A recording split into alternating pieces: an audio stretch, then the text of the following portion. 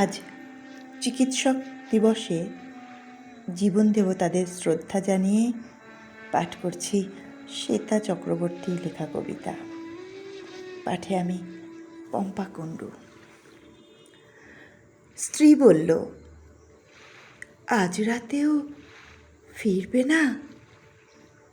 মা বলল, আজ তোর জন্মদিন, তোর প্রিয় সিমাইয়ের পায়েস নিয়ে আর কতক্ষণ বসে থাকবো বাবা?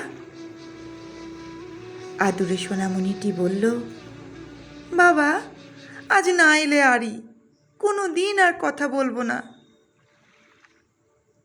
চিকিৎসকটি তবুও অন্ধকার রোগীর নিভে আসা চোখের ওপর চোখ রেখে বসেই রইলেন।